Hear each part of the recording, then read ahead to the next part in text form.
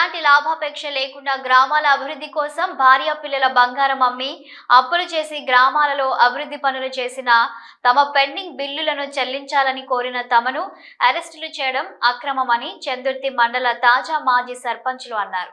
Assembly సమావేశాలలో భాగంగా తమ పెండింగ్ బిల్లులు చెల్లింపుల జాప్యాన్ని నిరసిస్తూ అసెంబ్లీ జరుగుతున్న నేపథ్యంతో తమని అరెస్టు చేసి పోలీస్ స్టేషన్లో బంధించడం ఎంతవరకు న్యాయమని ప్రభుత్వాన్ని ప్రశ్నించారు. తమపై తీవ్ర ఒత్తిడి చేసి గ్రామాలలో అభివృద్ధి పనులు చేయించి బిల్లులు చెల్లించకుండా తమను తీవ్ర ఇబ్బందులకు గురి చేసిందని ఆవేదన వ్యక్తం చేశారు.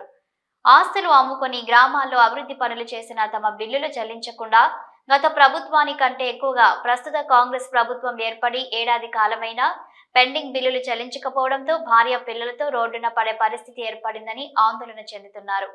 ప్రభుత్వం తక్షణమే తమ బిల్లులు చెల్లించకపోతే రానున్న రోజులలో పెద్ద ఎత్తున నిరసనలు ధర్నాలు చేస్తామని హెచ్చరించారు. ఈ కార్యక్రమంలో సర్పంచులు దుమ్మ అంజయ్య, చిలుక అంజిబాబు, మ్యాకల పరశురాం, సిరికొండ శ్రీనివాస్, ఏనుగుల శ్రీనివాస్, భూమయ్య పాల్గొన్నారు. సర్పంచుల పెండింగ్ బిల్లుల కోసం మేము గత సంవత్సర కాలంగా ప్రభుత్వాన్ని ఎన్నోసార్లు అధికారులను ఎంపీడీఓ ఎంపీఓ నుంచి స్టార్ట్ చేస్తే మేము డిపిఓ గారికి, కలెక్టర్ గారికి, కమిషనర్ గారికి ఇలాగా ఎన్నోసార్లు వినతి పత్రాలు ఇచ్చి వేడుకోవడం జరిగింది. మేము 5 ఏళ్ళు చేసిన పనులకు వెంటనే పెండింగ్ బిల్లులు చెల్లించాలని, అలాగే ప్రజాప్రతినిధులు కాంగ్రెస్ ప్రభుత్వం వచ్చిన తర్వాత ఎమ్మెల్యే గారిని, అలాగే మా విప్ గారిని, అలాగే మంత్రి సీతక్క గారిని, సీఎం గారిని ఎన్నోసార్లు వినతి పత్రాలు ఇచ్చి మేము సర్పంచులం 5 ఏళ్ళు ఊరు కోసం, మన రాష్ట్రం అవార్డుల కోసం అప్పుడున్న ప్రభుత్వం టీఆర్ఎస్ ప్రభుత్వం అప్పుడున్న వాళ్ళు మెడ మీద కత్తిపెట్టి అప్పుడున్న కలెక్టర్లను మేము రైతు వేదికలు కట్టాలా, మీరు కట్టాలంటే రైతు వేదికలు 12ంటికి కలెక్టర్ వచ్చి నువ్వు చేస్తావాలే అని మెడ మీద కత్తి పెడితే మేము రాత్రి 12ంటికి 1ంటికి రాత్రి అనక పగలనక పనిచేసి పైసలు లేకపోతే అప్పులు తీసుకొచ్చి మా భార్య పిల్లల మీద ఉన్న బంగారం బ్యాంకులో తాకట్టు పెట్టి వివిధ మా ఊళ్ళో ఉన్న పెద్ద మనుషుల దగ్గర, రైతుల దగ్గర అప్పులు చేసి మేము పనిచేసినాం.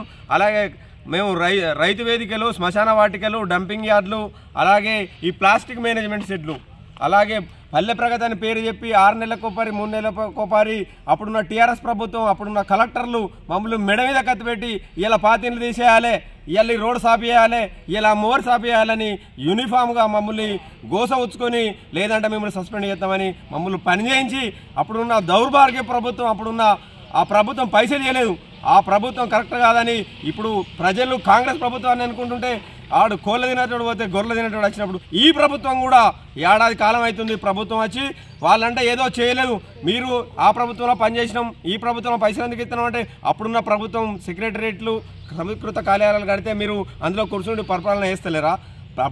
ఆ ప్రభుత్వం వాళ్ళ సొంతం కాదు, ఈ ప్రభుత్వం వీళ్ళ సొంతం కాదు, ఇది ప్రజల ప్రభుత్వం, ప్రజాప్రభుత్వం, ప్రజాపాలన చెప్పుకునే ఈ కాంగ్రెస్ ప్రభుత్వం సర్పంచుల పెండింగ్ బిల్లులు గుర్తుకొస్తలేవా? పెద్ద పెద్ద కాంట్రాక్టర్లకు వాళ్ళ దగ్గర కమిషన్ తీసుకొని వాళ్ళకు కోట్లకు 1000 కోట్లు 100 కోట్లు అనుకుంటా వాళ్ళ బిల్లులు ఇవ్వడానికి అదవుతుంది. మా సర్పంచులు అందరం అన్ని పార్టీలకు సంబంధించిన సర్పంచ్ అంటేనే నాన్ పొలిటికల్ ఆర్గనైజేషన్, వాళ్ళకి పార్టీలు ఉండేవి, పార్టీ సింబల్ మీద గెలవలేరు. వాళ్ళ ప్రభుత్వం వెంటనే సర్పంచుల న్యాయమైన ఈ పెండింగ్ బిల్లులు చెల్లించాలి. మీరు ప్రజాపాలన అని చెప్పుకుంటూ స్థానిక సంస్థలలో సర్పంచులంతా ఏకమై ప్రజల మద్దతుతోటి మీకు గుణపాఠం చెప్పేది రోజు దగ్గర పడ్డాయి. ఈ సర్పంచులు ఏదో ఇంట్లోకో లేకపోతే వేరే పార్టీ కార్యాలయాలు లేకపోతే ఆ పార్టీ ఈ పార్టీ కార్యాలయాలు కట్టకుండా ఊళ్ళో అభివృద్ధి పనులు చేసినాం. 70 సంవత్సరాల చరిత్రలో కూడా 2019-24 సర్పంచులు చరిత్ర సృష్టించారు.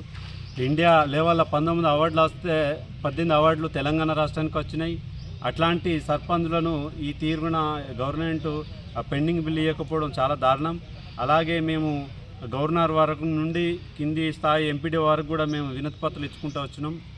ఇదే పద్ధతిన కొనసాగితే మాత్రం ఈ నెల 27వ తారీఖున తెలంగాణ వ్యాప్తంగా అందరి సర్పంచులను కలుపుకొని మన హైదరాబాద్లో అమర్ నిరాహార దీక్ష కూడా 27వ తారీఖు నాడు పూనుకుంటున్నాం. ఆ లోపు బిల్లు విడుదల చేసి మా సర్పంచులను చూసుకోవాలని చెప్తున్నాం. లేదంటే అమర్ నిరాహార దీక్ష కూడా సిద్ధమైనాం. దాన్ని కూడా ఏ జరిగినా ప్రభుత్వమే బాధ్యత వహించాలి. దానికి ఏ జరిగినా ప్రభుత్వమే బాధ్యత. ఇట్టి అరెస్టులు కూడా తీవ్రంగా ఖండిస్తున్నాం. అరెస్ట్ చేసిన వారిని వెంటనే విడుదల చేయాలని మేము డిమాండ్ చేస్తున్నాం.